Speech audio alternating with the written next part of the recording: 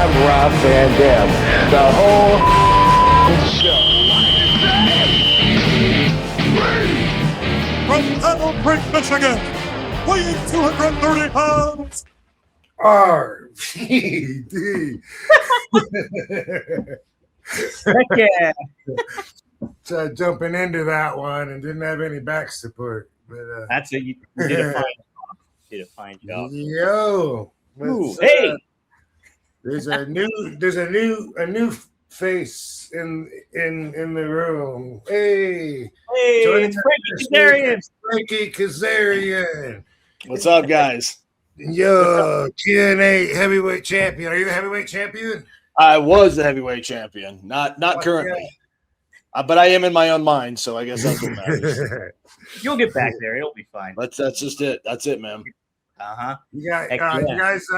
I don't think you noticed, you guys, but I texted you both fuck because as soon as you started the music, I got kicked off, and then but I got back on before you noticed. Just a heads up, there's internet problems in my neighborhood, and they just repaired it, or they're working on it right now, and just 5 minutes ago, it just came back on after being off for 3 or 4 hours today. So heads up, everyone, if I disappear, don't take it personally.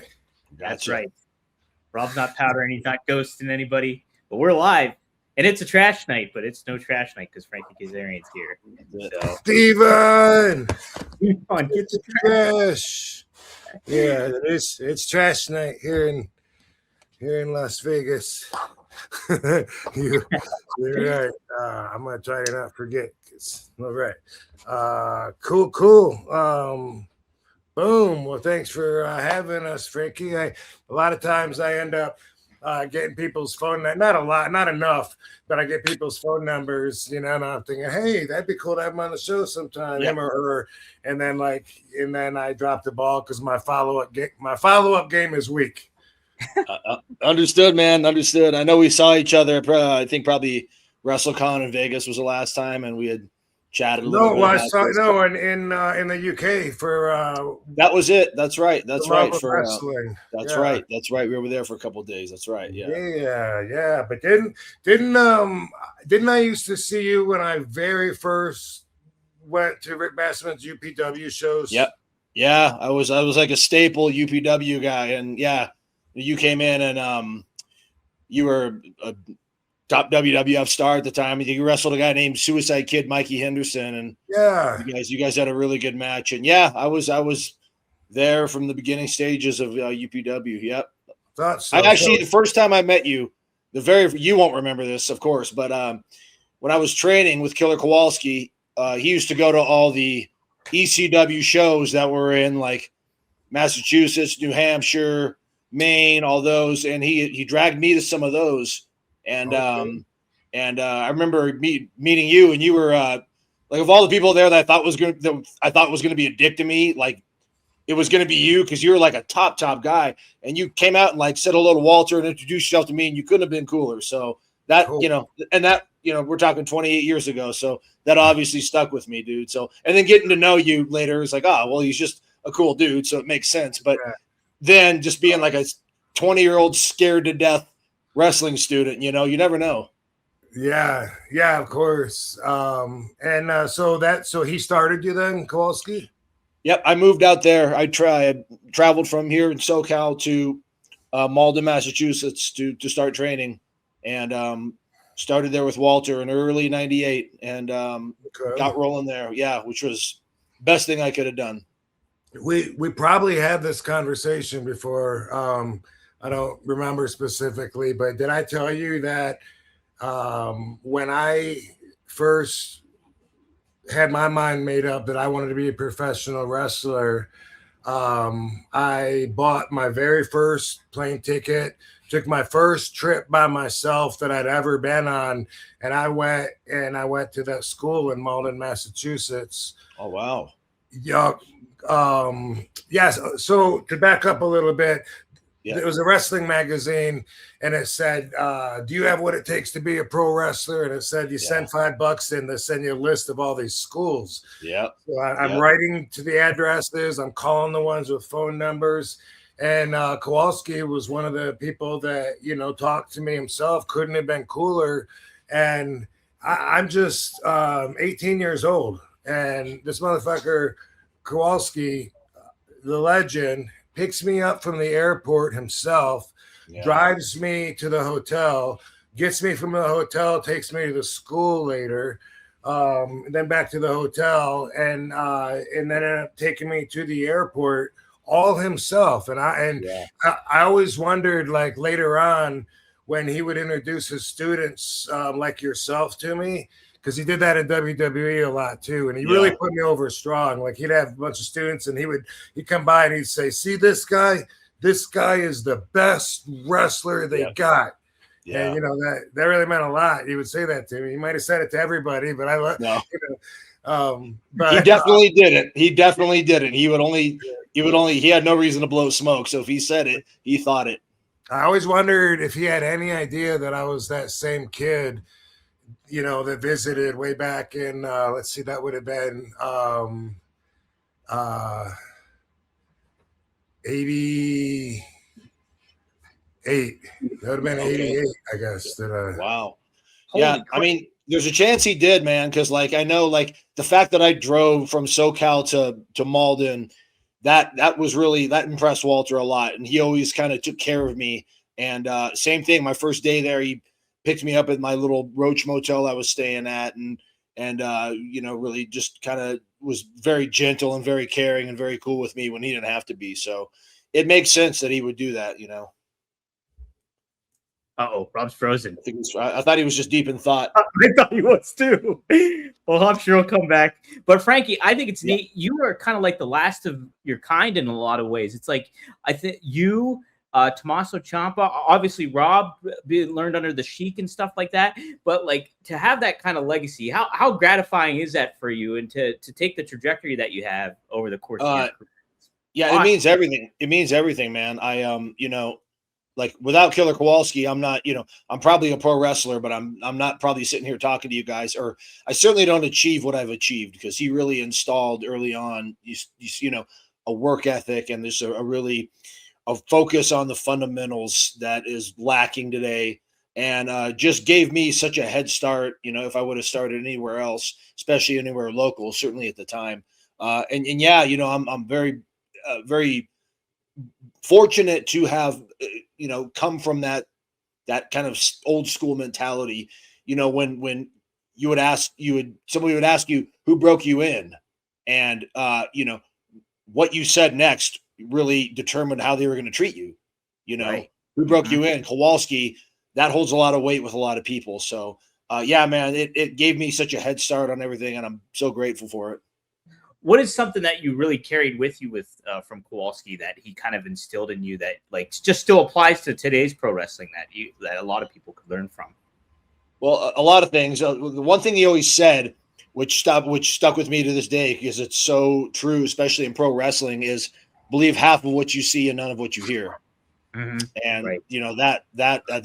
That's a shoot. And then really just he was so focused on the fundamentals and the small things that are actually the big things in pro wrestling, like the focus on the selling, and when you're applying, a reverse chin lock or a hammer lock or a top wrist lock, those aren't rest holds. These are holds that are meant to hurt, sometimes submit somebody. And, there was just always, a lot of focus on that, and, things that, again, I think are just not really, attention is not paid enough to them these days. And that was instilled in me in a pretty strict way early on, and I'm so very thankful that it was. Absolutely, Rob, you always talks about the little details and, like, the in between stuff that is so important and everything. Yeah, everything means something. You know what I mean? Like, it's so funny. Like, veterans like us, we can tell when someone just starts out and they're just circling the ring. If they just circle too many times, it already looks like, look, they don't know what they're doing. Like, they're circling just because they think they're supposed to. Yep. And you can tell, like, they have no idea. Like, there's no reason for them to be doing that right now. They think that's part of it. But I also think that we probably had a lot of similar values taught to us, because Sheik and Killer Kowalski both got trained by the same guy. Oh, wow. Yeah, Burt Ruby back in the day. So I visited Kowalski's school, and I thought I was going to make it happen. I was going to save up money, bagging groceries, somehow live by myself for the first time ever in Boston, and you know, swing paying bills and shit when I was just I think I was still in high school when I made that trip. Oh wow. Yeah. So anyway, you know, I found out the Sheik was 45 minutes from parents' house, and excuse me. And yeah, but you know, I think that since they both got trained by Burt Ruby, and they're both, you know, from that time period where they were, you know, what was the number one rule that you got trained, Frankie, getting into the business? I mean, like for like us, I mean, like I said, I started in 98, you obviously before me, but like it was always protect your opponent, you know? Oh, okay. Yeah, she couldn't give a fuck about that. Okay, yeah. In terms of, well, it was like protect the business. Like kayfabe was still huge. Exactly. Protect that the was business. okay. If we're talking just the you know, standard across the board was protect that kayfabe at all costs, all times. But like in the context of a match, it was protect your opponent. Yeah.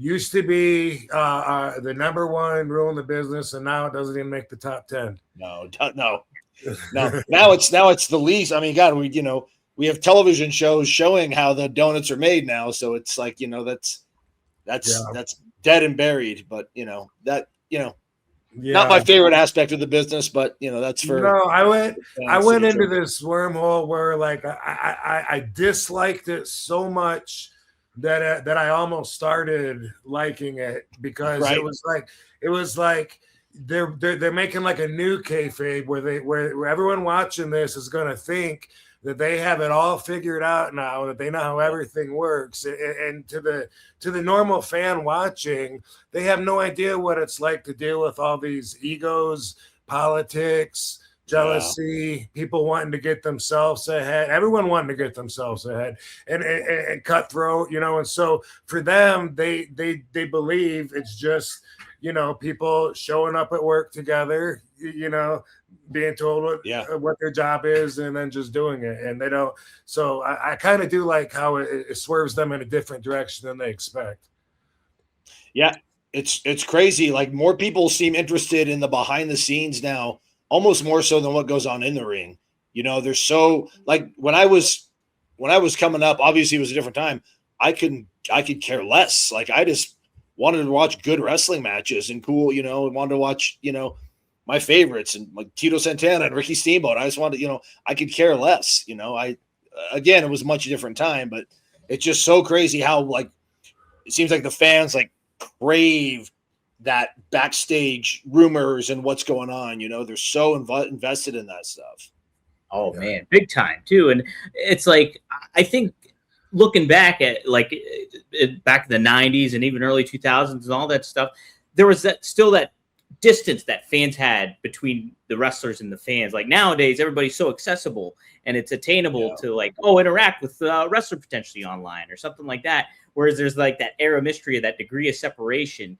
And like, I think that kind of takes away a lot of the kayfabe and the allure of it too. And people are more like, ooh, what's going on behind the scenes, more so than what story are they telling me in the ring or throughout week in and week out of what's going on the television program.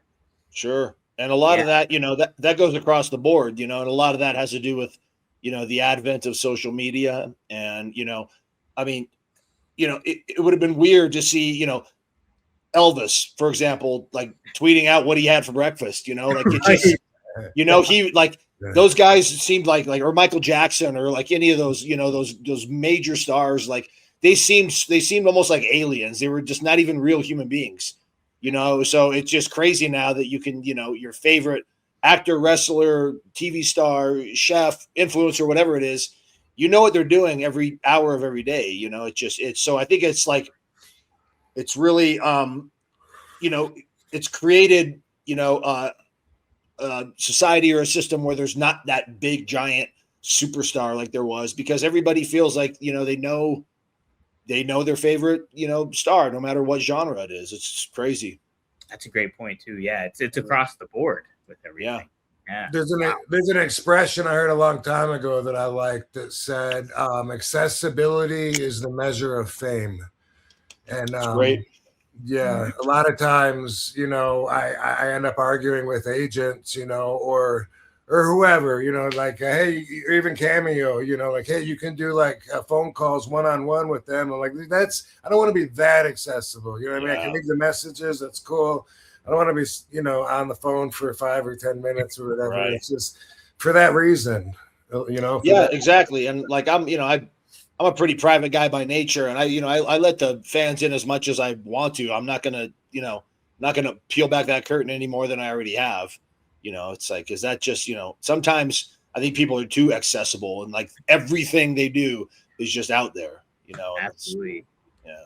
And I think you have a good balance to your social media presence, because like you'll chat out or tweet out to certain people, like wish them well, or if somebody passed away, you'll wish sure, yeah, and all that stuff. And I think that's a good balance to kind of what would you recommend to younger talent kind of get into it, and how they should handle their social media?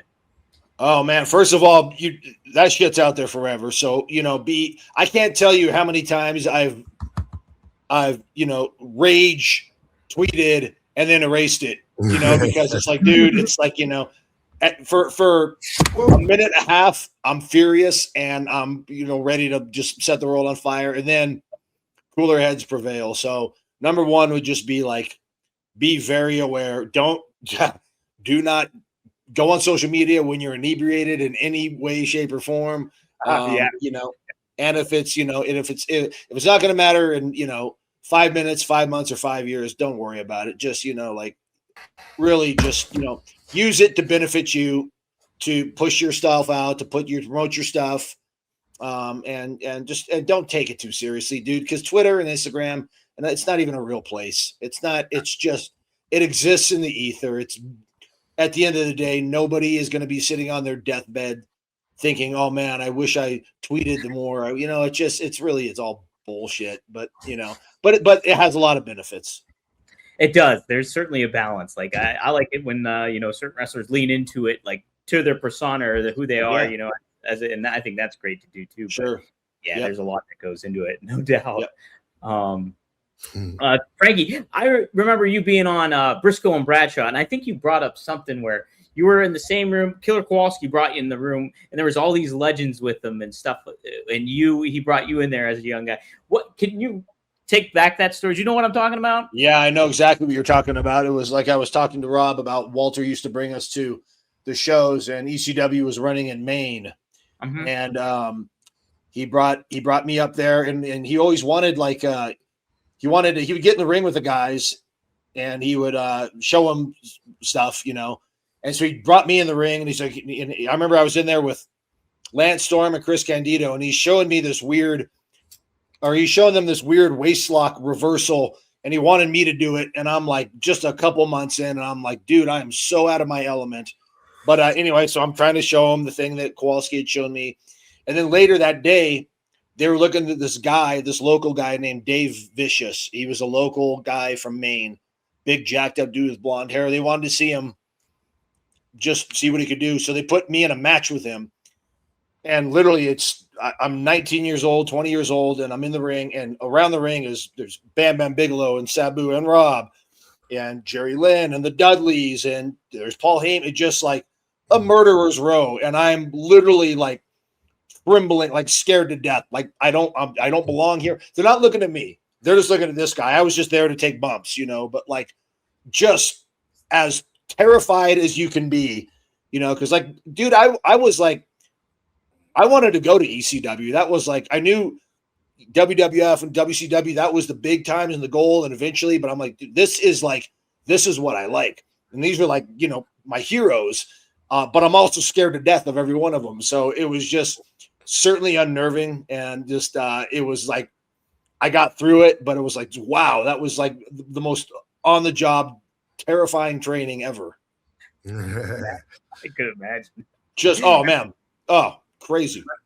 Hey, when I was at that school, with Kowalski and his class and stuff. I was there to watch, like he taught me something that he says, did he show you a back exercise? He told me every wrestler does this back exercise. And it's Maybe. just, it's kind of just like putting your elbows on a chair and like, arching and letting your over the yeah. Okay, yep. I know exactly what you're talking about. Every wrestler does this. He says, a wrestler come up to me and said, my back hurts. I said, are you doing the exercise? He said, no. I said, you asshole. Yeah, that was one of his stories. But man, that all came flashing back because I remember exactly what you're talking about. And Kowalski claimed that he showed that to Shane Douglas, and it completely cleared up all of his back issues. Awesome, yeah. One other thing I remember about that day, I'm watching everybody else, that's working out and stuff, and he kind of embarrassed me in front of everybody because he came over to me. And he just wham, stomped on my toes, and I no-sold it. I just froze, Oh. I was like, didn't know what he was doing, and yep. I can't remember what he said, but something that made me feel stupid. Oh yeah, he was good at that too. Oh, he was. You got to be ready. You got to be ready, or something. Yeah. For what, sir? Oh yeah. As sweet as he was, he could yell and embarrass you and make you feel like shit, as with the best of them. That's what makes a great coach, though, right? A great trainer is like he's the good cop, bad cop, right? Yeah, and it's like absolutely, man. Yep. Hey, one other thing, he was taking me to the airport, and I had this fucking wife beater tank top on because I needed to show my big 185-pound physique. You know what I mean? Yeah, sure. I needed everyone to understand I was serious, Sure. And we're on the way, and he goes, he's driving, and he looks over at me, and he goes, "You got anything else you can wear?" And I'm like, "Yeah." I got like the shirt I had yesterday, and he goes, "Well, put that on. Anything's better than that." And what did he say? Not you look like an asshole. What was the line? He had something, but he just said, like, anything is better than that. He said, you look like you're wearing your underwear. That sounds like him, yeah. Yeah, probably just such an old school, like, why are you wearing that in public? He said dress nice at the airport. Sheik also used to always tell us to represent the business, to always wear nice, wanted us to always wear suits and dress up and shit. And I never, really caught on to that part. Yeah, no. Yeah, he would always, like, we would go, he would take me and a couple of the guys out to eat at, Kowloon's and a couple other Italian spots in Massachusetts. And he would always have like a nice, collared shirt on, and always try to look the part a little bit. Was the dojo? Was it still half a martial arts dojo and half a wrestling school? Yep. Yeah. Richard Byrne was the guy that he rented the dojo with. American Tang Soo Do was nice. It, and it was still that. Yep, same dojo. Yep. Nice. Yeah. Jeez. Very cool. That was they taught that at Battle Creek Kellogg Community College. That was okay. Yeah.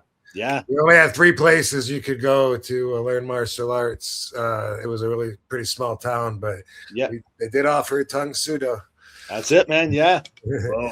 Whoa. Hey, what did Kowalski think of the ECW product? Because that's like definitely a different vibe for him, right? So when I was there, he was pretty tuned out to what WWF at the time was doing.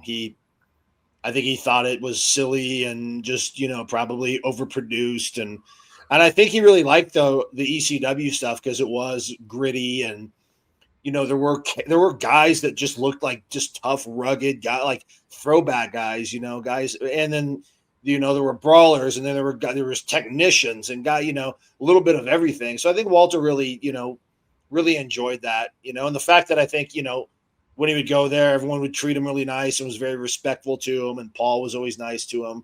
I think that stood out to Walter a lot. That's pretty awesome. Heck yeah. That's great. Yeah. Man. A wrestling historian, he gives a super chat. Thanks for the Canadian $2. He says, Mr. Van Dam, can you please wrestle Frankie in TNA? We did wrestle in TNA. In fact, there's a very famous clip. If you just if you put RVD monkey flips, the first one will come out will be a match of a clip of Rob monkey flipping me twice, and they might be the two coolest monkey flips in the history of the business because he kicked me so high and I pushed off so high. We got two really, really good ones. So YouTube that. It's a cool little watch. Yeah, some people can take monkey flips, and others, man, they go over like lead. You know? They fall like right beside me and don't even go up, and it's weird because I swear sometimes I feel like I'm doing the same thing, but guys like Frankie, AJ, Eddie Guerrero, Matt Stryker, they stick out in my mind as being able to just be in sync with me, so that when I push, they get all that air off of it. And there's an art to it, and it's a monkey flip is one of those moves that like you don't see very often, but like when done right, it's still like a back body drop. When done right, it's still super cool, man. And it's still really effective. Absolutely. Yeah, that's a neat aspect of it all for sure. Yeah. I get cocky, after monkey flipping someone like Frankie and then try and throw it in my next match, with someone like Kevin Thorne or something. And for some reason I go, and I, try and push extra hard and they just go boom. Yeah. Like land on me. They go 2 feet up and land on me. Like, how does that happen? I know exactly that. I was wrestling a guy one time, and I won't mention who, but he was a smaller guy, and I, was going to monkey flip and thinking he's going to get all this height and everything. And when I tell you, it was like I monkey flipped a dish rag. He just barely flopped over, and it was just like, oh, that sucked. Like never again. Who's somebody? Frankie, who's somebody that you unexpectedly had good chemistry with that you were like, oh, I'm probably not going to have a good match with this guy, but it ended up going pretty well and amazing for you? Unexpectedly. I think I adapt to a lot of guys' styles pretty easily. So so it would have to be somebody maybe somebody like an Abyss, somebody that's just bigger, but Abyss was also very, very good and moved incredibly smoothly for a guy that size. But having matches with him and the way we clicked and we thought similarly, and so we really gelled together. And he's not a guy that I would think that I could, because I came up being, labeled an X Division guy. So the Amazing Reds and the Jerry Lynn's and Chris Sabins and the Chris Daniels and AJ's, those guys, that's a no brainer. But bigger guys that aren't necessarily that style, but someone like him, and that's a credit to Abyss too, because he was just so good and could really work with anybody and make, and we both had the same kind of mindset. And I think Rob shares this too, is always liking to make your opponent's offense look as vicious as possible. I always really tried to pride myself on taking the highest and the best bumps I could and just making their stuff just look devastating, because there's a real art to that. And that's what we do. And I think when you got guys that think like that together, that's when you get really good matches. Yeah, 100%, man. Yeah, Abyss was so smooth. He was so smooth at what he was doing. So for a big guy too. Yeah. Right. Yeah. 100%. Maddie, he's got some super chats in here too, TNA related ones about the past. He says thoughts on the speech Dixie gave when she took over. What did you think of that, Frankie, when that happened? I know that's all kind of going out there right now because we just showed that Dark Side of the Ring, and that one in particular I can remember because I wasn't on camera because at the time I was portraying the Suicide character in The Mask. So if you would have, when they panned to the agent standing by the ring, if you would have panned a little bit to the right, I was right there because I couldn't be sick, because I would look like an asshole if I was sitting in the crowd with the Suicide hood on. So they didn't want to do that. So they said, you don't have to be in the meeting. And I was like, thank God, because the speech being what it was, I didn't want to be in that meeting. But it was pretty surreal, man. It was just this is weird. Why we'd had a dozen of those meetings before, and I'm like, why are we filming this? What's the payoff? I just real confused. I mean, everyone, if you look at the crowd, if you look at all the boys and the girls, everyone's kind of confused and bewildered. And yeah, I was just like, this is strange. I don't, this one time I'm glad I'm not on camera. It just never understood to this day. I don't really understand that, I don't know. I don't know what they were trying, but I think that was a swing and a miss. Yeah, no, it was. I remember watching that in time and being really bewildered as a fan. I was like, "Oh, what is the point of all this? It doesn't make sense to kind of even put this on television, kind of deal." Yeah, and to go back to what we were talking about earlier, like like kayfabe, and it's like I mean, like unless you're like a super inside baseball wrestling fan, who wants to watch a talent meeting Right. with wrestlers in the office? Like, who cares? Like, Right. I just want to see matches. Like that's a 10-minute segment that took away time. Just good, like like watching the president of the company talk to the talent. That just, I don't know, man. It was just a disconnect for me. Yeah, yeah. Have you? What are your thoughts on the dark side of TNA? That's another question Maddie asks too. The dark side of the ring. Yeah, I watched it. It's again surreal because I lived it, man. Like I was there for pretty much every bit of that. And Right. yeah, and you just see some people talking about everything like they know every detail. That's probably not true, but look, I have a lot of respect for Jeff Jarrett, and he was, he gave me my first start, and I'm very, very happy for how his story has turned out, and how he's doing so well right now. And ultimately, that's all that matters to me is Jeff's sobriety and the fact that he's doing so good, and the fact that he's, really, fought those demons and come out on the other side of it. That's the important thing to me. And the fact that TNA is still going strong, like that's, people have been writing that company off for a long time, and we're still doing good on a great network and, right in the mix. So that's still really cool. Yeah, that's what's great about it too. Yeah, guys keep on going, and it's you're adjusting and adapting, and I think that's a great aspect of TNA. Yeah, man, for sure. Yeah, and as far as wrestling, Frankie and TNA, I'd love to. I think my in might have just left the office recently in a scandalous exit. So we'll see. No. See if it comes around. I'm talking about the dreamer, Oh yeah. Hey man, that's not your dude. You're always in, man. You're right by damn, bro. You don't need an in. You just walk in the front door, bro. You don't walk in, Rob. Yeah. Yeah. They're gonna give me a blank check to fill out. Ooh. I don't know about that. Maybe a blank check, maybe with a don't go over this amount, but who knows? You never know, man. You really don't. Yeah, absolutely. Awesome. Maddie also asked this about TNA. What are your thoughts on the 6-sided ring? Did you prefer that, or are you more for the 4-side, or how kind of adapted was that for you there, Frankie? Again, I'm a traditionalist. I like 4 sides. When they switched to 6 sides, I was like, okay, cool. This is different. This will make us stand out. It was cooler, kind of different angles you could take to get to the top rope. It was stiff. It was really, really a snug ring and a stiffer bump. So I didn't miss that when we switched back. I just gotten used to it. It was fine. It didn't bother me switching back to 4 sides, but I know a lot of fans were really, really upset about it. And about switching to 4 sides? Switching back, yeah. There's a lot of fans that got really upset when we went back to that. Wow. Were they the first to have the hectagon?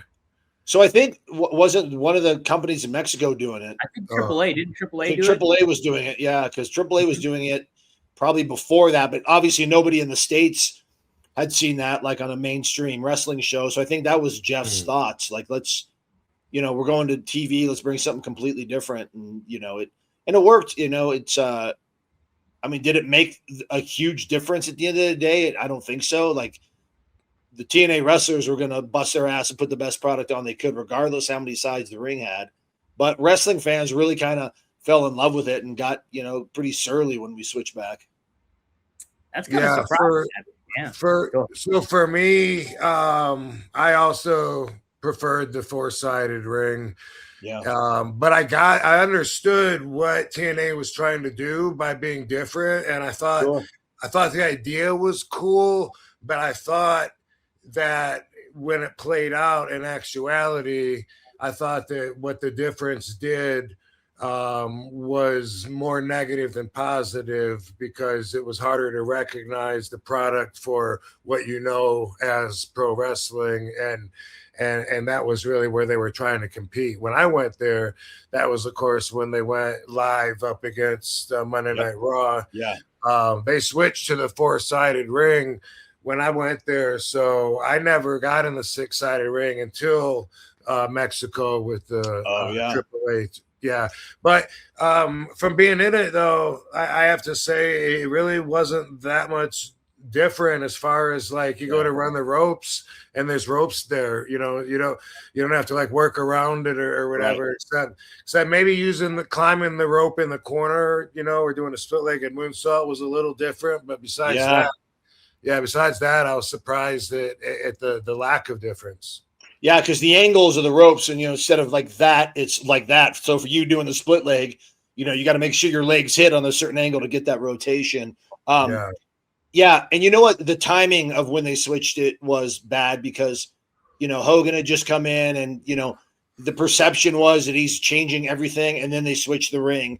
So that was just like, oh, he's taking away everything from us. So like if they had switched it, 6 months before or 6 months after, maybe there wouldn't be so much, noise, but it was just a timing thing too.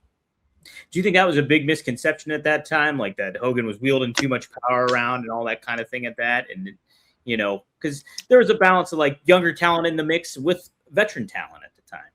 Yeah. I mean, there's some truth to that, but it's not, there's the narrative that like Hogan and Bischoff came in and just pushed all the young guys to the side and, we're only going to that gets a little overblown. Like, look at Eric Bischoff, especially with me, was very, very helpful and treated me and especially Chris Daniels when we were a tag team wonderfully. And there was a lot of collaboration and stuff. And same with Hulk. Hulk was always very good to me and very helpful and, just very kind. Not everyone had that experience though. I can only judge people by how my interactions have been with them, good, bad, or indifferent. So, yes, there was changes afoot when those two came in and things happened that a lot of people didn't like, but I could only speak to how people treat me on a one-on-one basis. And both of those guys were very good to me. Yeah. No, I just overall, I do hear mostly positive things when it comes to those guys too. But it's just like a lot of misconceptions going down. It really is. Maddie, he mentions the knockouts too. He said Beautiful People and Kong knockouts were killer. I thought that was you guys really defined women's wrestling, I think, in TNA for a great deal of it. Yeah, especially at that time. This is the era of the divas and lingerie pillow fights and stuff. Right. And, we have a women's division that are actually just there having good matches and presenting a lot of different strong personalities and really, the beginnings was the women's revolution. That started in 2007 in TNA and is still going strong. And I don't know if TNA gets the credit it deserves for really kind of being at the forefront of, what today. Now you watch any wrestling show and women are featured very strongly. So that, that all goes back to how the knockouts were presented early on. I remember when the ladies were having their own pay-per-view, and it was something that it sounded like, at the time it sounded groundbreaking. I just remember the whole conversation was like, really, like just them, like no dudes on it wrestling, like they're gonna draw their own fucking audience. Amazing. Yeah. Because 5 years, 10 years previous to that was like not even an option, like that would have been laughed out. That would have been laughed out of the room. So, here we are, 2026, and we've now had women main event WrestleMania. So it's just see how far the business has come and how much more forward the thinking is now. How do you feel about intergender matches? Do you have any feelings about it or? Personally, I don't like them. Me speaking, I don't like doing them. Yeah. The occasional mixed tag match, I've done enough of those where, there's ways you can make it work and, insert a little bit of ha-ha and some comedy, and there's ways to make them work and there's ways to make them entertaining. I've never done a straight up intergender match, just me against a female, simply because I don't think I'd be good at it. There's no bias. This is not a misogynistic. This has nothing to do. It's just, I would probably suck at, putting one of those together. It is what it is. I'm sure there's some that are very entertaining, but it's just a personal preference. It's not for me. Some people love it, Yeah. I'm with you on that. One thing I would say though is the some of the bumps and or chops or impacts that I've seen some of the girls take in intergender match highlights, even if it's just a little clip on Instagram or whatever. I wouldn't think that girls would be able to take those kinds of bumps and chops and shots and stuff if I didn't actually see it. So those are some tough bitches. So I get why they want to show off and show that they can take it too. Oh, absolutely. Some of it, like I'll see a clip and I feel dirty for watching it, or like uncomfortable, man. It's just I don't. There's something unnerving in there with her, Yeah. It's just something unnerving to seeing like a large man like just strike a woman. I don't know, man. Just it's wired in my DNA to not like be entertained by stuff. How can that be okay? How can right. Exactly. I had to call an intergender match the one time, and I was a heel on commentated too, and so I'm like, oh well, here it goes. It looks like they're taking little liberties, and it's just like I felt so weird trying. Yeah, to balance. And you know what? Everybody compares it to they'll like.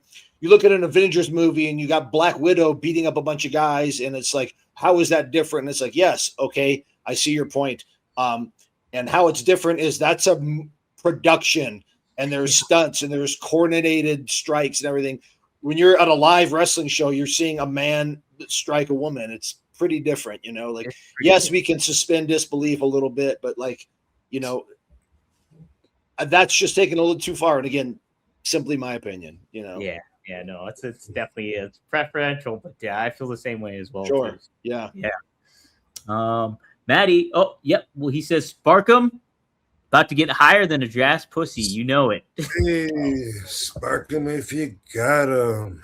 I'm enjoying my doobie. There you go. Frankie Carrizo, he always asks the good questions here. He says instances of guys having bad ideas for your match.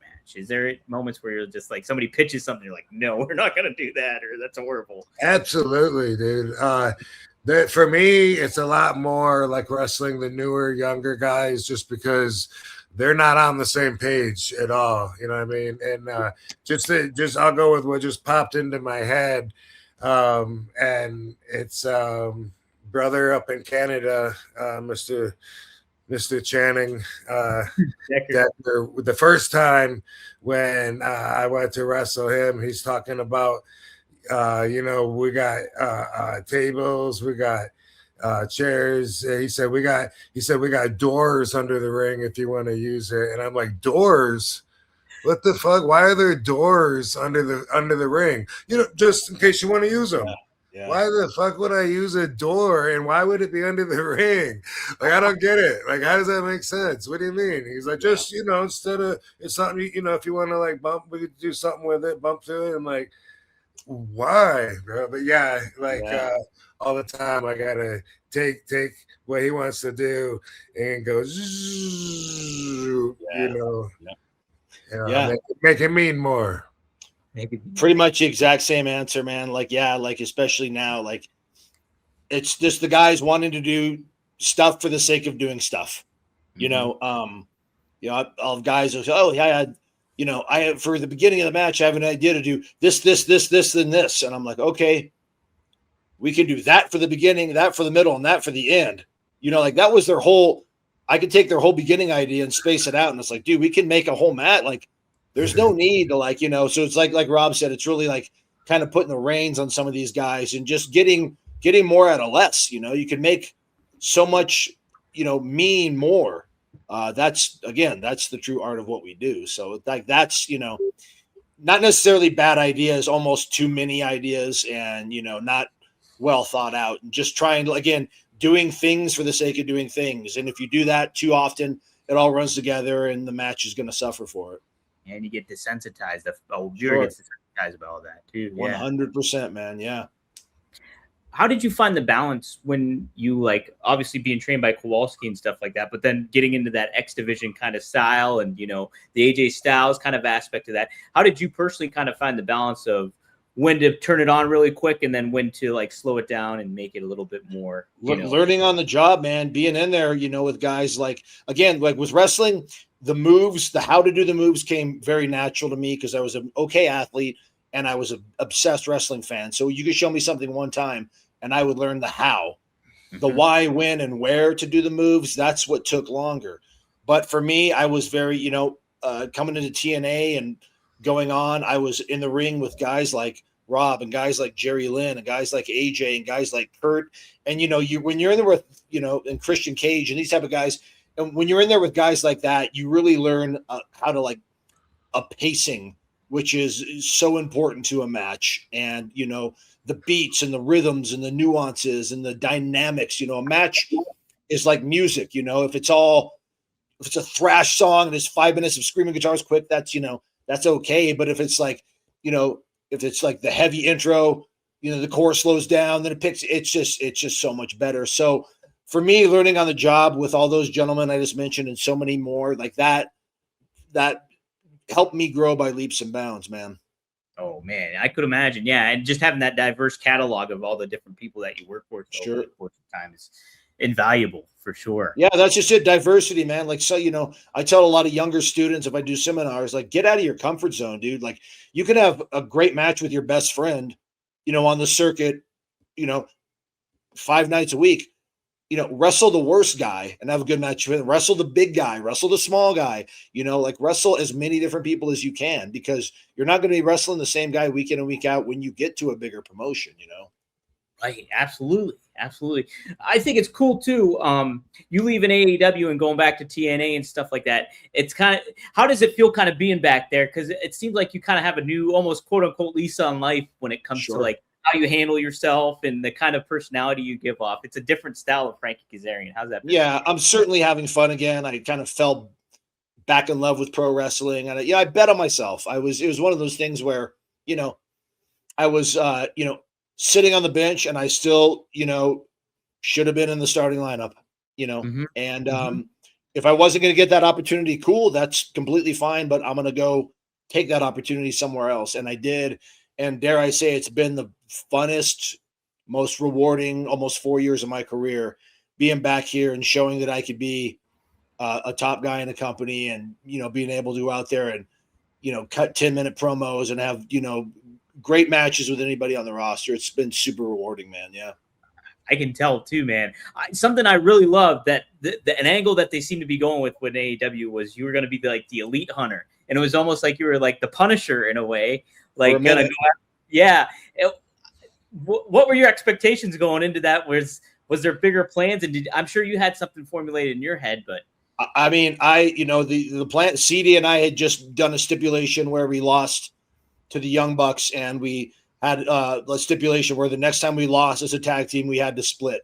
Right. And that was basically the end. And it was all because of the elite. So I was going to go after. I was going to pick off each member of the elite one by one. I had a lot of ideas that, you know, really cool things we could have done, but zero follow-up booking, you know, and, you know, that's, take with that what you will. Zero follow-up booking. Could it have been cool? Yes, it could have. Was it?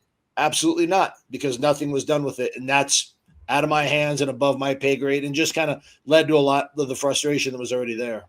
Yeah, I was so excited for that. I was like, oh man, this is going to be like a Punisher angle. I was like pumped for it. Yeah. That was exactly the mindset, was that, you know, that Frank Castle, you know, just dispose of your enemies one by one in different creative ways. And it could have been really cool, man. But again, you know, you're in any wrestling company, you're playing to an audience of one. And if that one guy doesn't, vibe with what your thoughts are, it's not going to happen. So Yeah, right. It's what it is. Is what it is. Did That's you the grow real- up on?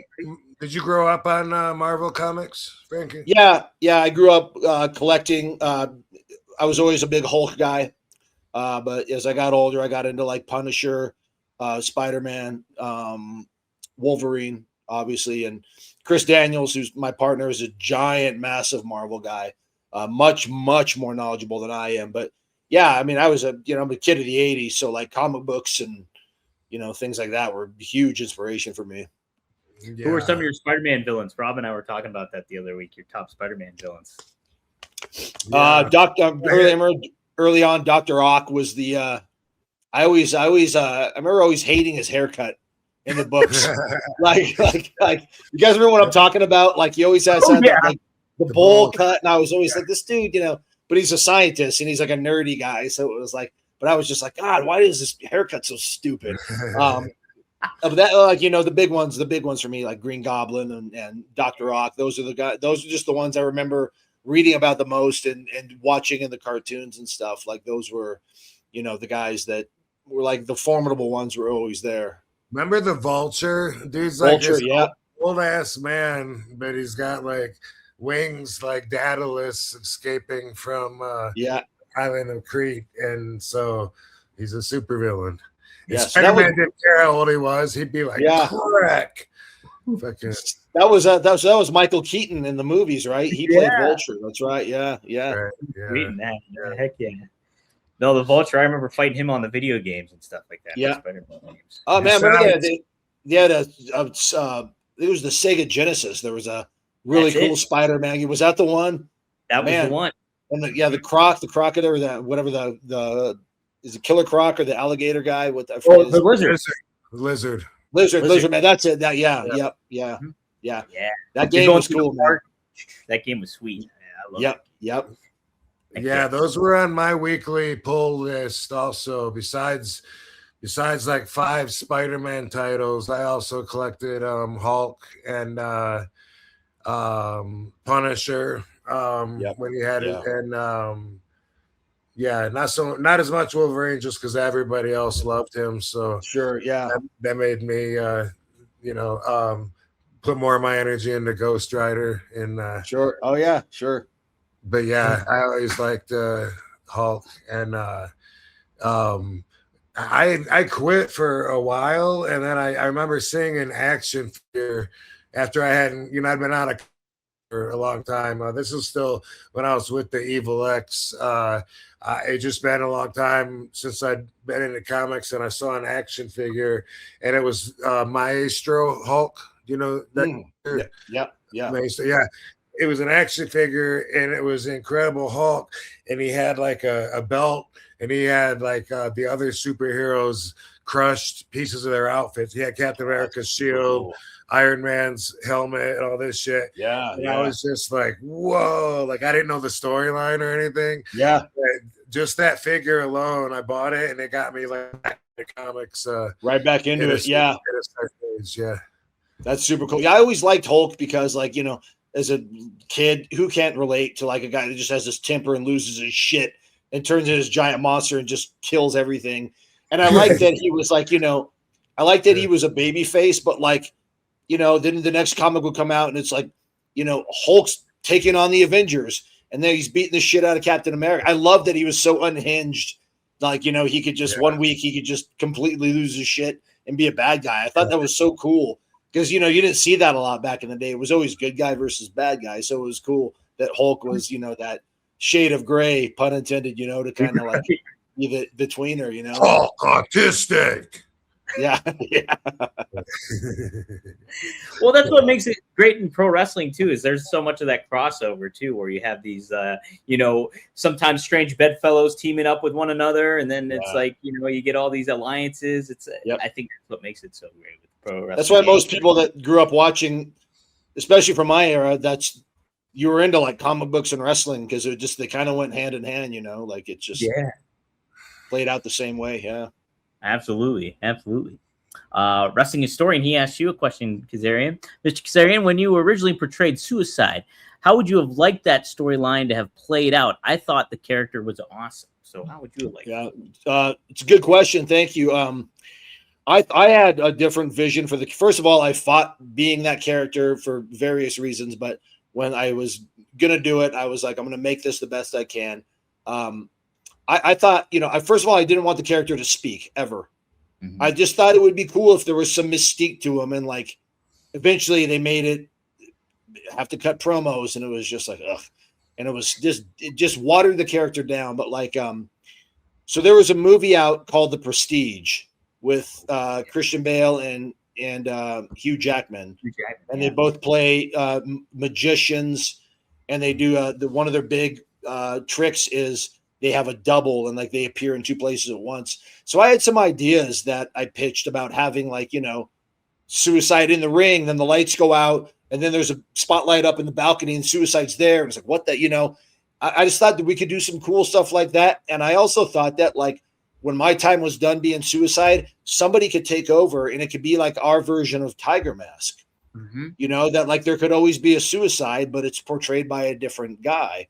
And it'd be a good way to get a guy a job and a good way to get a guy, over and into the mix. And I just thought that, we could do some different kind of supernatural, cool elements of the character. But ultimately, he just started talking and became kind of like a regular X Division guy. And I was like, that's weak. It's just a wasted opportunity, man. It's like, this character came from a video game and we just turned him into another dude on the roster. And it just was, again, another swing and miss. Right. Yeah. Ooh. Happens a lot in wrestling sometimes. Yeah. Yeah. Yeah. And this particular, I usually, especially when I was younger, I wasn't very vocal with ideas, but with this, I was. And I remember pitching these ideas to Dutch Mantell at the time, and he really liked most of the stuff I was talking about. But, again, he's only one guy. So, like, it probably never got further. If it did, it just got shot down. Yeah. Well, Maddie does ask, what did you think about Dutch and Cornette booking? Again, two pretty polarizing guys. Nothing but good things to say about both those gentlemen. Funny story, since you just mentioned those two, but both of those guys helped me a lot. Always went out of their way to give me advice, critique what I was doing, good, bad, or indifferent. But funny, this is how, and Rob, you'll pop for this because, in wrestling, you can get, completely conflicting advice from two guys you respect a lot. And that happened with Dutch and Cornette. I remember this was like 2007, and I'm a babyface, and I'm having matches with Kurt Angle and Christian, and I'm doing pretty good. And I remember early in the day, Dutch Mantell sees me, and and he pulls me over. He goes, what I really like about you is, you wear bright colors, because at the time I was wearing bright yellow and turquoise, and he's like, more baby faces need to do that. You wear bright colors and you stand out. You look good. I said, thank you, sir. Thank you.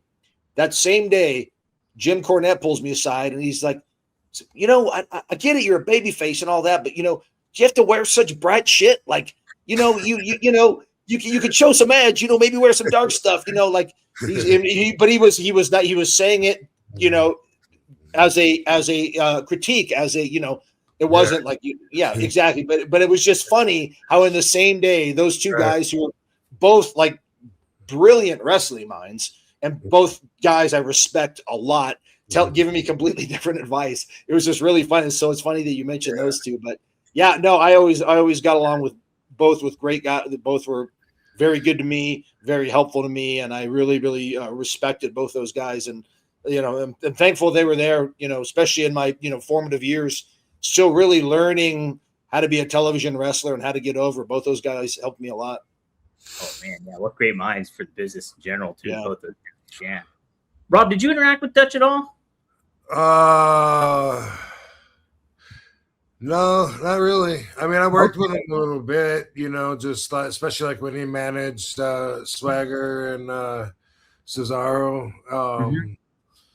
But no, I don't. He was never like my agent or anything like that. Oh, okay. That I knew about, not that I interacted with anyway. Yeah. He was probably, by the time you were there, he was probably done agenting, I think, by the time you got there and were. Yeah. Yeah. Okay. Yeah, I was curious if you ever crossed paths, especially in TNA. I kind of forgot. Maddie has a joke. What do you call a hippie's wife? Mrs. Hippie? Mississippi. Nice. I'll allow it. That's good. I'll allow it. Let it go, Maddie. He says, how cool is 2026 with so many places to work for versus 2000? Yeah, I bet that's got to be refreshing too, Frankie. I mean, I tell young wrestlers all the time, don't take that for granted, dude, because the options out there are so plentiful, and that wasn't always the case.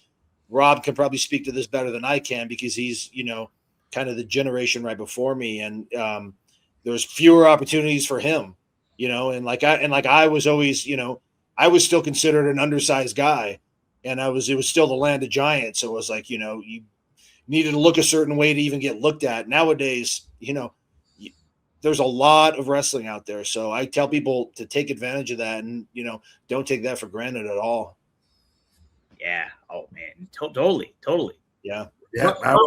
When I went to WWE in 2001, it was the only option if I wanted to continue being a TV wrestler in the United States. Yeah. Sure. Yep. That was it, man. Yep. Yeah. Now there's a lot more, there's not just one, there's a lot more. So Frankie, forgive me. Were you at the very inception of TNA or did you come a little bit later on? So my very first show, I started a week before the 1-year anniversary of TNA. So I started in June of 2003. Okay. So I started in year one and was like a regular since then. So yes. Okay. So yeah. Yeah. You're an original, I would say. Yeah, right. Yeah. That's right. That's an original. I started in year one, technically. Yeah, so I think you're good. I think you're good in that. TNA OG. Yep. Yep. Hey, Maddie. Yep. I see that you missed a question up there. I was looking at the chat room and somebody, who the fuck was it? I should have. I see it. Jeff Meacham. Oh, there he is. Well, there's that, but even That one. someone wanted to ask about Dixie Carter's speech when she took over. Oh, we took it. You checked out for a second. Yeah. Yeah. That was an internet thing. Okay, well, that's cool. I really don't remember that much about it. I didn't have anything to add to it. I was just looking at the chat room, and there's a question also.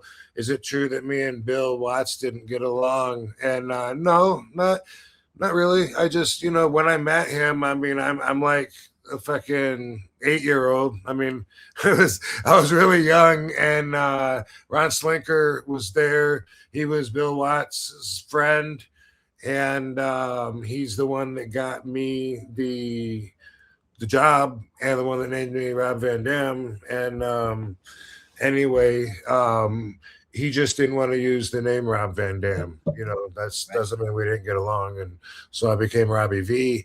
And yes, I got along with his son, Eric, very well. Didn't you? He also was kind of a supporter of you too, Bill Watts, wasn't he? Even though, like, for the most part, I thought. I'm not sure about that. When I was there, he banned the top rope, but still let me do the split-legged moonsault. He said I was just like bouncing off it, and that was okay. He just didn't want the guys climbing up and jumping off of it, So I had a little bit of a exception, no heat already at 22 years old for my future career. But I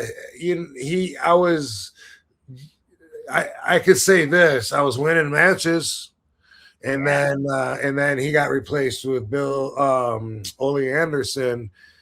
I went to Japan, came back. Ole Anderson is sitting in Bill Watts' seat, and then I'm not winning matches anymore. So if you look at it that way, then I guess he must have thought highly of me. Yes. Frankie, didn't you? I think I remember hearing a story too. Didn't you cross paths with Luthez when you were with Kowalski?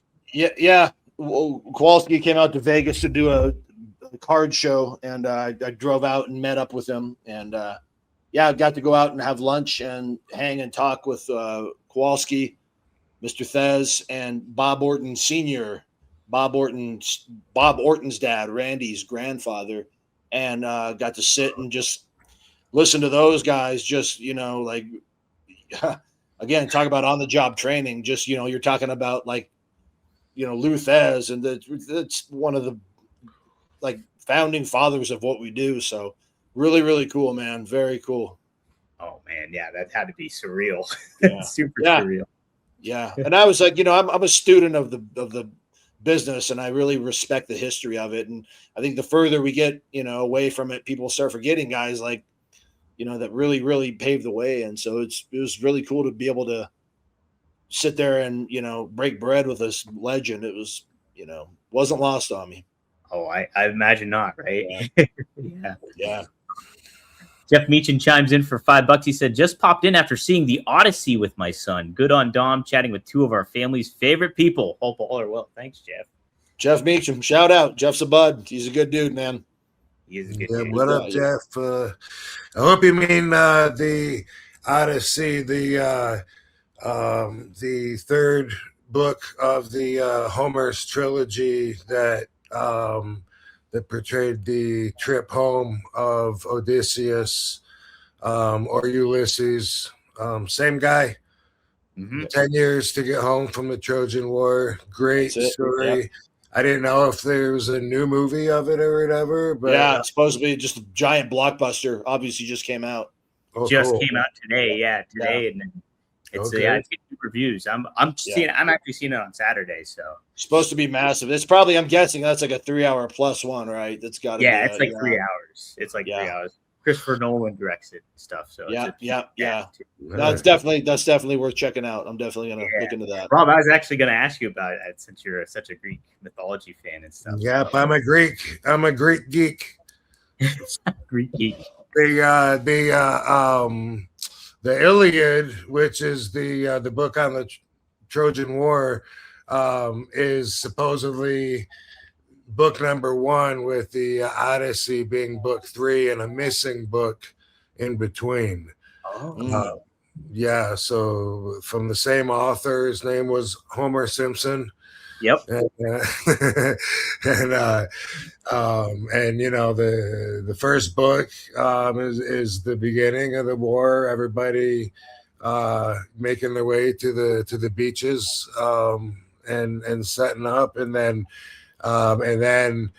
there's a big missing piece where we know from a lot of other peripheral books and stories and even songs back then, what we accept is the story in between, and that's where you get the Trojan horse and the fall of Greece, and Aeneas has a book called the Aeneid, and he supposedly ran out of there with his father on his back and went and founded Rome.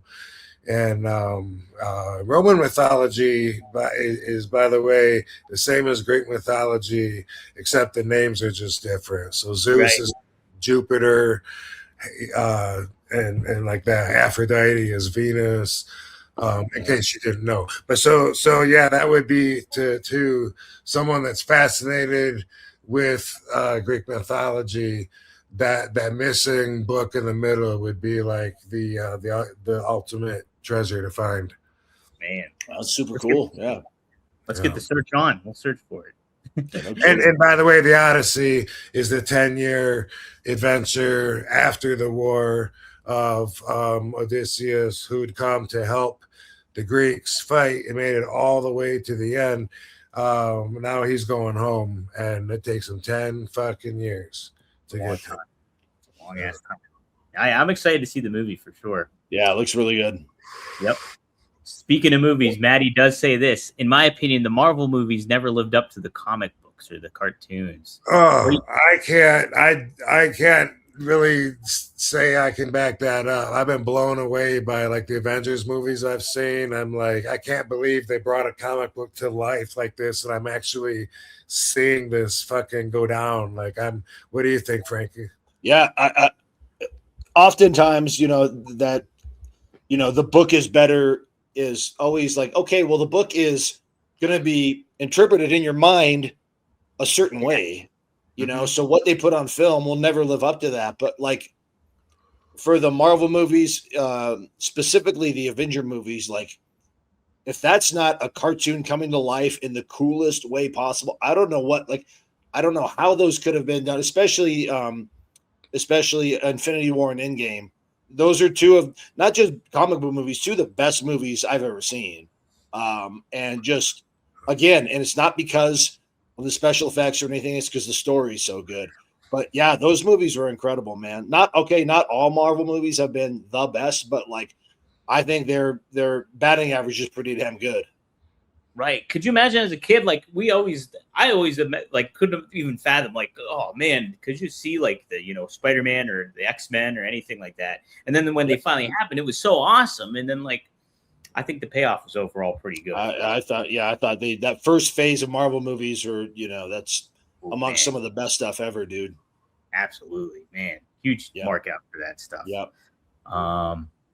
Maddie asked this question too, which I think is interesting. Thoughts on Conor McGregor, aka Conor McGregor, and his weak leg, talking shit about wrestling when he looks like a wet paper bag. MMA fighters couldn't keep up with wrestlers. What do you think about the Conor McGregor stuff, Frankie and Rob?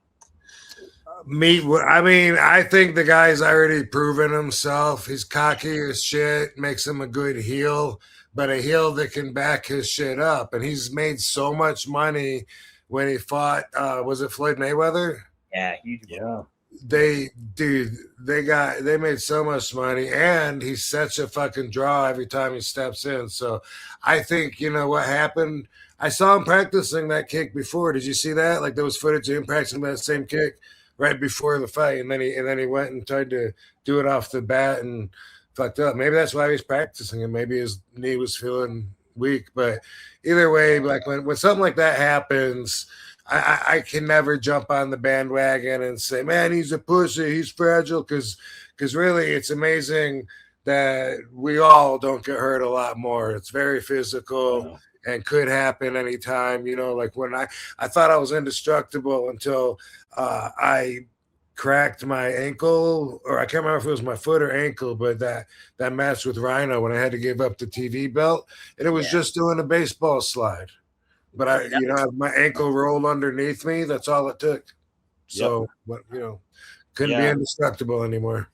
Yeah. Look, I like Conor McGregor's in the business of Conor McGregor, man, and he's going to promote himself and say the most outlandish thing because that's him. So like, I take anything he says with a grain of salt. He's a character, he's Conor McGregor, the man, but he's also a personality, and he's got such a big personality. Like none of that stuff ever bothers me. I don't, and again, I'm sure he probably is devastated. A lot of people thought he was hurt before the match. I don't know, but like, anyone that's a competitor, if you get hurt that early on, it's going to crush you. So yeah, I have no ill will. And I don't care enough that, to defend an entire industry because of what one man says. Right. I know how difficult pro wrestling is. And I certainly have a respect for every guy that steps into the octagon too. So like, I would personally never speak like that, but I'm not Conor McGregor, man. Right. Yeah. It's different entities too. It's just like a whole different kind of realm to be in. For sure.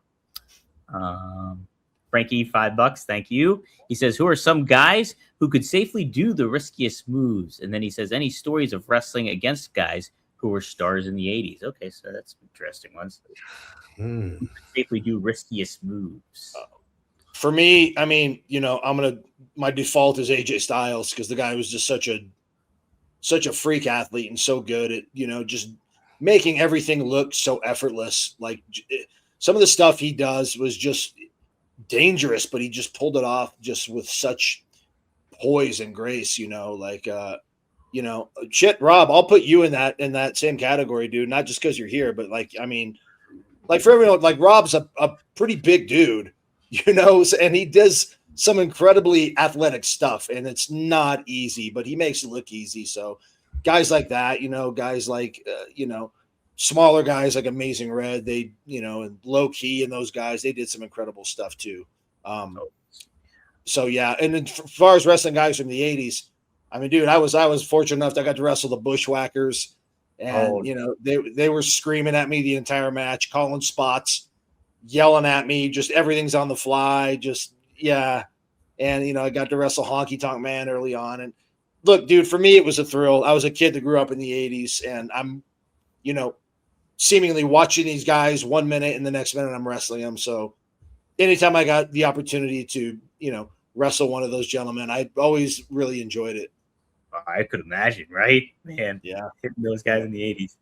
Rob, how about you? What's what wrestlers could do the safest moves risky, or riskiest moves the safest?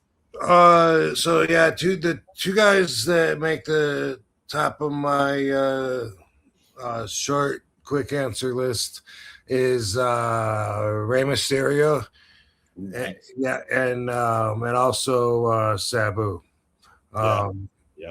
Yeah, I don't really have to elaborate, but as far as wrestlers who were stars in the 80s, I mean, I think I probably wrestled pretty much all of them, or most of them. I didn't wrestle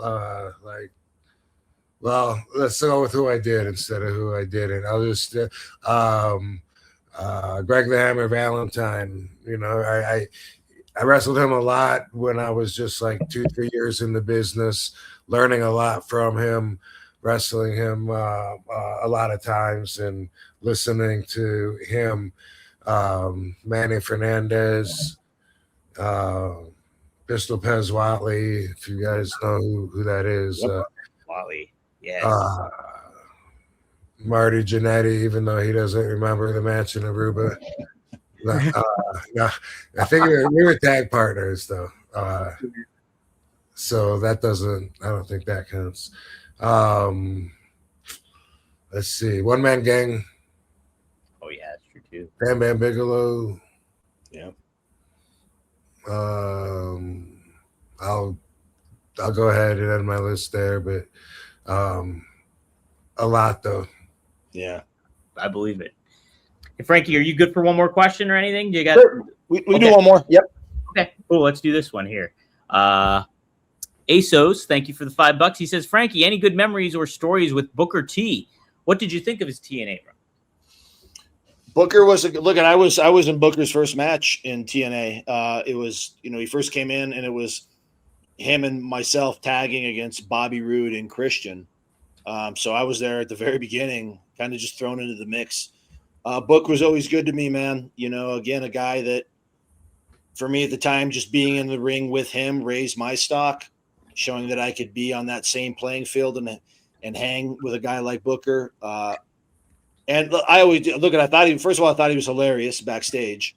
And I thought he was, super talented and just really another guy that did stuff. Book's a big dude, like big muscular guy.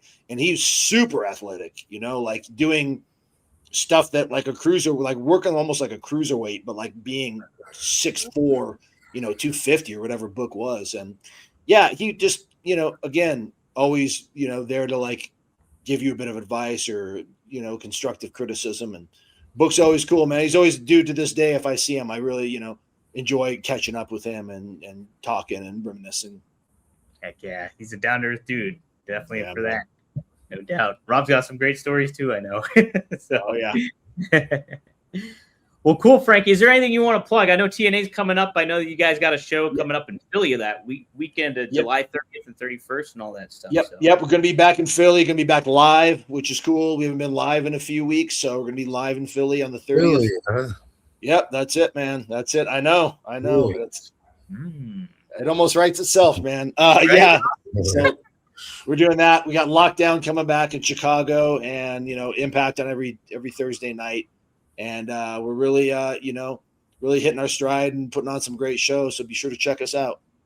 100%. Well, thanks, Frankie, for joining us. Yeah, this was great. Appreciate you, Frankie. What's that? I just said appreciate you, Frankie. Yep. Yeah, man. Thanks, dude. Good to catch up with you, and great to chat with you guys. Appreciate you having me on. Great to chat with you. Are you going to be at WrestleCon in Minneapolis? Not in Minneapolis. I will not be at that one, no. But yeah, but I'm sure our paths will cross hopefully sooner rather than later. Yeah, awesome. Thanks, Steve. Metallica for life. Thanks, guys. Appreciate you. Yeah. See you, dude. Have a good one, man. Thank you. You too. Thank you. All right, Rob. That was awesome. Hell yeah. We got a couple more super chats. Did he say he had to go, or you just pushed him out the door? No, I saw him look off screen for a second, so I was like, oh, maybe he's got to go or something. So, yeah. So, because I don't think we've ever had it. Oh no, Rob. Oh no. Rob he'll be back. He's frozen. He has froze. Let's see.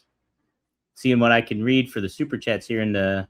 Oh man, I don't remember this one. Maddie says thoughts on the famous New Jack bombs away throw.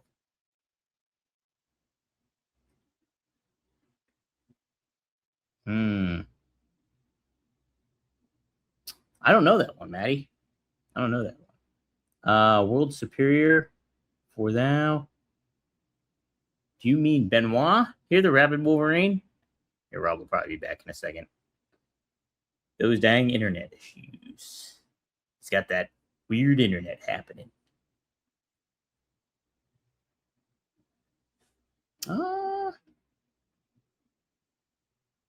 shit. I meant to ask that one, too. Sorry, Maddie, I missed that one. Thoughts when TNA and NXT getting across paths. I thought that was a cool merge, though, for a little bit, when that all happened. I liked it a lot. I wish they would do more with one another here, too, because I think that was a cool opportunity for TNA. Neat little crossover. They're doing that Worlds Collide thing coming up, but that's more so AAA and everything, I think, going on. So, yeah, who knows? But, man, I like Frankie a lot. That was a great conversation. Oh, we'll have to get Rob when he gets back here. There he is. He's back. Boom, we lost you. Yeah, that's it. Each time it kicks me off, it's only for maybe a minute, and it lets me back. So, yeah, they're working on my internet in the neighborhood, so it's been like this all day, and we're realizing how much we really use the internet, especially with Alexa. The whole time when I get kicked off here, I just see black. And then I just every 15 seconds or so, I'm like, Alexa, are you connected to the internet? Sorry, there's a problem. Right. Alexa, are you connected to the internet? And then, when she says, yes, I am, then get right back on. So you use Alexa quite a bit then? Yes, I do. And we have her in every room now. And it's and on the phone too, and it's more and more actually, I'll even be watching a video and then I'll just pause, and be like, Alexa, what is the definition of disorderly conduct? And I ask her some questions. Disorderly conduct is generally defined as any of various petty misdemeanors, including nuisances, breaches of the peace, or offensive conduct in public. It typically involves behavior that disturbs public order or morality. That reminds me we were fighting earlier. I shouldn't have brought that up. Me and Alexa had a little tension. Yeah, I don't believe her. Oh, yeah? Uh-oh. Rob froze up again. That shoddy internet he's got. I have to make sure. Let me screenshot all these super chats so I make sure to enter you guys all in the raffle for next week. Wrestling Old Head. So hold on a second. Not Wrestling Old Head. Wrestling Historian. I'm going to screenshot little by little here while Rob is here. While Rob is frozen, I mean. So Maddie, you're in a couple, I know. Maddie, you probably have 3 or 4 entries, I think. If I'm being honest, since you added so many super chats. Boom, boom. First side. Okay. 3. Making sure. Okay. Rob should be back. Jeff Meacham is in the mix. Matty, yeah, you cooked up some super chats here for sure, brother. Okay, Matty, man, you are Frankie, and you and Frankie. You guys are gonna have a lot of entries coming up here. Jeez, oh man. And you see O's in one. Holy smokies. Getting this all. All right, Wrestling Historian, I think you're entered in for one too. I have to count all these up. All right, I got all the screenshots going, so good. Oh, that's interesting. I'll have to remember to ask Rob that when he gets back about the European Championship. Oh, Vic Grimes bombs away. I don't know. I don't remember that. I showed up late to ECW, like 1999, 2000, I think it was, when it was on TNN. That's when I started watching ECW. So everything else before that, all new to me in a lot of ways. Like, I mean, obviously double backing and seeing some of the classic stuff, you know, some big storylines and stuff I got familiar with a little bit more, but not too familiar. Like, I didn't watch it in time. I was 12, 11 when ECW was like starting to pick up. And so I was watching WWF, Razor Ramon, and then jumping over to WCW with the NWO. And so that was my wheelhouse. And then finally ECW was catching my radar. So I was a little late to all that stuff. But it's fascinating to hear about how passionate, and I understand why everybody's so passionate about it, because ECW arguably sounds like the best product that there was. If I go back and watch those clips too, when Rob's cutting promos, or there's like the cut scenes, and then you see what happens and how wild that crowd is. I mean, how could that not be one of the best products going? Because it was so underground and fun, and like just a passionate fan base and it was different than what we were seeing. And like, you can make a huge argument that was the reason for all the Attitude Era stuff. I was just putting over ECW, Rob. Oh, okay. Yeah, I got too cocky with my internet, and it's just, oh yeah, you just get right back on, huh? You know what? You think you just swinging your radar around here, Rob, and then you talk shit to Alexa. Probably didn't help matters either. It's a pain in the ass, dude. You want to keep going with me in and out and subjecting the people to having to deal with you by yourself? I know, right? I'm like, nobody's tuning in to see me. I'm like just chatting about like, oh yeah, I tuned in to ACW later on. Nobody gives a shit, Dom. But Maddie asked you this, Rob. I don't know if you know what were your thoughts on the famous New Jack bombs away throw? I guess when he did this to Vic Grimes. Do you know what he's talking about there? Yeah, I do. Yeah. My thoughts on it were I thought that it was careless, dangerous, possibly intentionally harmful.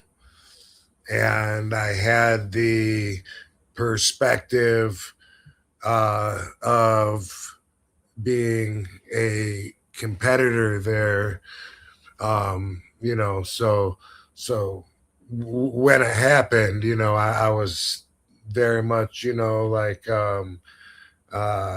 hey, fuck everyone else and their style, you know what I mean? Like, I'm, you know, this is the right way to do it, the way I do it, just like a lot of people are, except really magnified because I was a pro wrestler. And but I had that perspective, so I already didn't like those kind of matches that I wouldn't do. I just didn't like them because I wasn't a mark, and I wasn't going to do those matches. So I was just, you know, not about that. You know what I mean? But it was a receipt, I guess, from what I understand, that Vic did something to him. You know, I've seen it on video enough to feel like there is a good chance that it was intentional. someone could have got really hurt bad on that one. So I wasn't a big fan of it. Yeah, nowadays I would probably feel the same, except for I'd feel a little bit more like it really wasn't any of my business, which is probably how I felt back then too. I mean, I don't remember ever talking about it. I definitely didn't try to change anything. I just probably rolled my eyes and let my ego shield me from even looking at it and wondering what they were trying to do. You know what I mean? And saying what could have gone wrong, or maybe, or was that how it was supposed to fucking go? But pretty dangerous, pretty crazy. Not my cup of tea. As were a lot of New Jack's matches back then. Yeah. But definitely one of the most polarizing people in ECW for sure. Yeah. He was. Worker World Superior thou for WOW2. Thanks for $2. He says, reaction to what happened to Rapid Wolverine. Is he referring to Benoit, I'm guessing? Because that was his nickname, but okay, I didn't have a guess. I was like, the comic book, or were we talking about? I thought he went Wolverine from the comics, but then Rabid Wolverine is what they referred to Chris Benoit. So I don't know. Okay. Oh, well, I don't support killing your family or yourself. Can't really get behind that move, and especially my kid. What can you say? He was. Oh man, we lost Rob again. I might shoot him a text. Might wrap it up here because you froze again.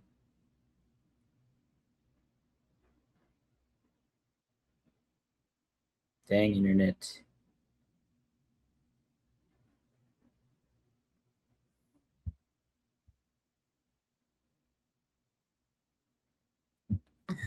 Poor Rob. Dang. As there you are. What happened to him? Whoa! All right, that wasn't too bad. You were frozen. Okay, yeah, Chris Benoit. If that's who they're at. Hey, your Orbi system is up and running. Okay, cool. Quit kicking me off. Yeah, we got in a fight. We got in a fight earlier. I don't know if I might get kicked out here, so I better not get distracted and stick to one story here. But great wrestler, intense dude. I respected him and admired him, and I'm gonna give the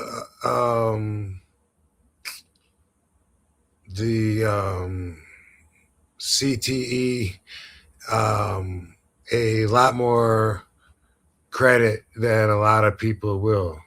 I hear a lot of people when they're interviewed say, well, other people had CTE and they didn't kill their family. That really doesn't mean anything.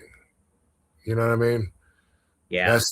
That's like, well, a lot of people got drunk and drove home and made it home. How come, then why are you mad at this guy for trying it, and you get the point. I don't know. I think you do.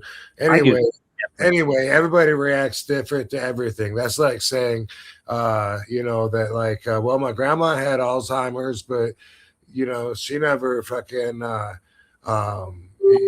got lost in her own house. How come your grandma did? Like, that doesn't make sense. They both just had Alzheimer's, right? Wouldn't they be the exact fucking same? No.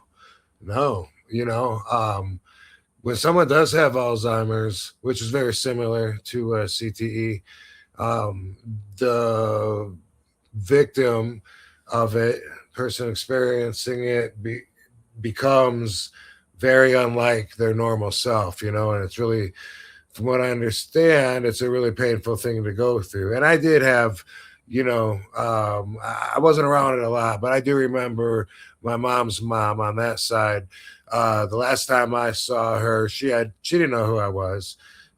Same thing with my dad's mom, as a matter of fact. When they were a certain age, last time I saw them, in the old folks' home, whatever it was, both of them, I remember that they didn't know who I was. And that kind of hurt because you have a relationship with them.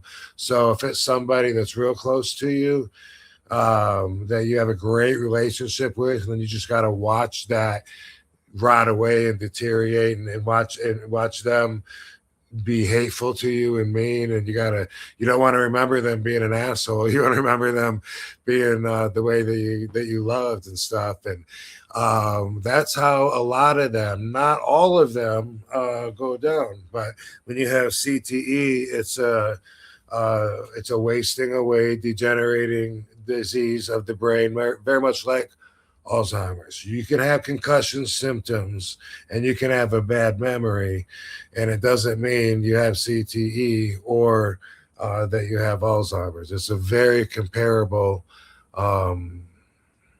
adjective, quality to label somebody with.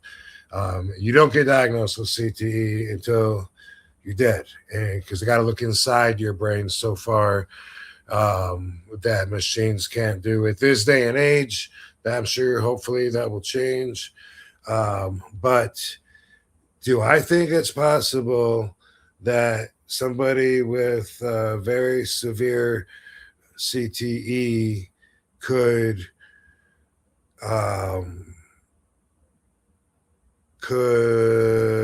do what he did?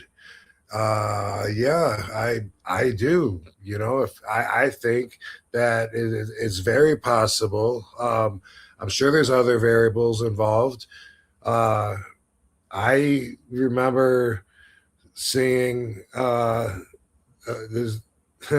remember seeing Slinker one time when it was just he and I in his condo, and I was 20, not even 21 yet. And this big motherfucker comes running down the hallway. It's just me and him there. And he died.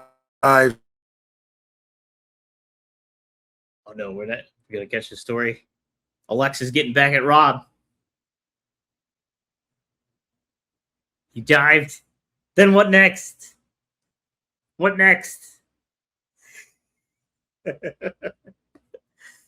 Gosh darn Cox internet. He's got. I was waiting. Matcha64. He asked Rob, "What music were you listening to in ECW?" Rob isn't a music fan, so he probably wasn't listening to too much, to be honest. Maybe what was playing in Sabu's Winnebago. I think Sabu was a big Metallica fan and stuff like that. But if Rob comes back, I'll be sure to ask him. Either way, what I will do, I know a wrestling historian just asked this question. I'll screenshot this for Rob in case he doesn't come back, and we will close out the show. Rob Van Dam is on the McDonald's Wi-Fi. Yes, indeed. He's just got internet issues tonight. But man, for the most part, it was pretty good, considering. I thought we might not even had a show. We were even talking about delaying the show till tomorrow and stuff like that. But thankfully it went through, and Frankie was great. I love Frankie. He was such a great guest. Man, this show's called One of a Kind because of Rob, but what a one of a kind wrestler and talent Frankie is too, because it's like he's been everywhere. He got trained by Killer Kowalski, and he's just had just a very, very impressive career for himself. There we go. Rob's back. Hey. Anyway, motherfucker thought he was in Vietnam and that people were chasing him, and I thought he was gonna attack me. He looked at me like he didn't know who the fuck I was. So do I think somebody that's got these fucking plaque tau proteins sitting on their brain, disrupting who knows what, not just messages, common sense, perception, whatever is being disrupted, and it's wasting away. And anyway, that's what I think about the Rabid Wolverine is that if he didn't have CTE, I don't think there's any way that he was going to be a fucking Tommy Karate Patera. Right. You should play Tommy Karate Patera. He looks a lot more like him than the Pete SNL dude. Oh, Benoit looked more like I could see that for sure. Yeah, because Pete Davidson, when I saw like a picture of Tommy, I was like, that looks nothing like Pete Davidson. Looks nothing like him. Chris looks a lot like look at the cover of the Butcher. The book that that's the Philip Carlo book. Yeah. I tell you what, Tommy Karate does not like Philip Carlo. Right. He does not like Philip Carlo. Yeah. And if you guys go ahead. It's that's how we get our history, is from just secondhand, unless we experience it. That's the best firsthand. We get taught in school, this is the way it went down, and then you learn a lot of it. That's not even the way it went down. We didn't really get taught that we were the heels a lot of times, when we were, as white people, so many times, and not really the spin they put on it, but that's just an example. But Philip Carlo wrote the book. Everybody that thinks they know anything about the Iceman, Philip Carlo is definitely full of shit. And he wrote the book on the Butcher, on Philip Carlo, and on Anthony Gaspard Casso. 3 books and that's what we consider history and know them by. But in real life, he says the Iceman, either the Iceman or Philip Carlo. Well, Philip Carlo's the one who wrote it. So he says that Iceman killed Jimmy Hoffa, Paul Castellano, John Gotti's neighbors, John Favara, Joey Gallo, fucking Carmine Galante. There's no fucking way. And I've always known, that maybe some of it's true and maybe not, whatever. You kind of like, what are you going to do with that information? But you can't accept it as fact. And even, unfortunately, even what Tommy is saying, you got to take also with a grain of salt, even though he's calling Philip Carlo out, and then he's like, I don't know if you caught this, but he's like, yeah, and they're saying that I belong to some banana family, whatever that is. Did you hear that? Oh, was that where he was saying where he was like, where from Italy his family was from? I don't know. I just remember I listened to 7, different audio tapes. So I just remember him saying the Banana family and then following it up with like whoever they are. I was like, okay, this is going to be filtered. Yeah. Dude, you weren't lying either. He sounded exactly like Joe Pesci. Joe Pesci, Chris Benoit with Joe Pesci's voice. Yes. Very much. We'll close it out with this one here, Rob. A wrestling historian asks, does RVD consider himself the last European champion? Uh-oh. Rob froze. We might never know. We might never know.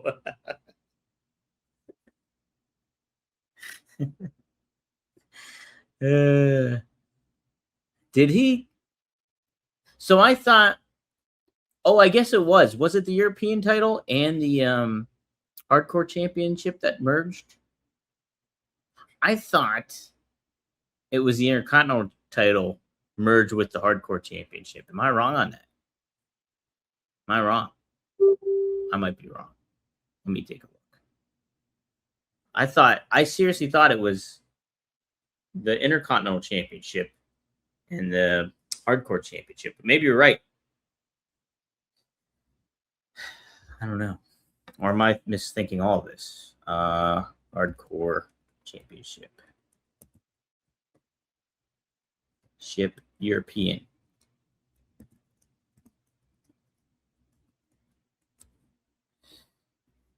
Let's take a look here. Iconic. Both titles were unified in 2002 and subsequently retired. So, yeah. So, Rob was the last to hold this? Yeah. Wow. I guess he would be. Oh, Rob, we lost you right when we were about to hear your answer. You can't keep a good man down. You can't. You really can't. Did you know what question was asked? Yes, and the answer is yes, I do. That's right. You were, too. I consider myself also the last hardcore TV champion. Yeah. Is that it? Or was there a let's see, you said the European, the hardcore. So look, I retired. Maybe it was just the 2. I know it was 2 or 3 belts. That's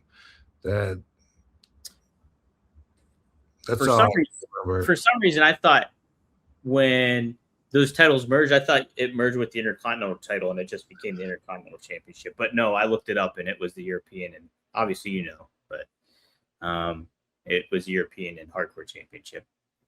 So dang it, he froze again. I'm gonna screenshot this. So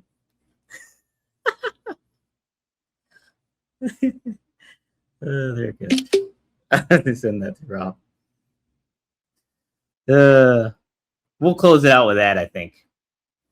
Thank you all for tuning in today. One of a Kind with RVD and Frankie Kazarian. What a great show. What a great amount of super chats. I think I have everybody screenshotted that I'll have to tally up for the raffle next week. So we'll put you in the raffle. We'll make it a big, we'll add so many names to it. Should be a fun one then. Yeah, Rob's gone. But all right. I think that'll do it. I'll just text Rob. I'll end the show. That was the end of the chats. I'm going to end the show.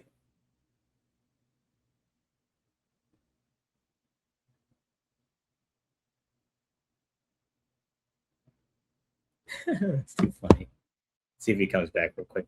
But in the meantime, if you haven't yet, check out the episode with Fonzie. We went live earlier this week. Me and Fonzie went on Wednesday. It was great to be back with Fonzie. We caught up. He tells some great stories, as he always does, and some really fun insight. Talk about Too Cold Scorpio and a lot of different really cool stuff about ECW and him being the referee starting off and working with all those guys and stuff like that. And so really fun. Fonzie's like the Kevin Bacon of pro wrestling, I think.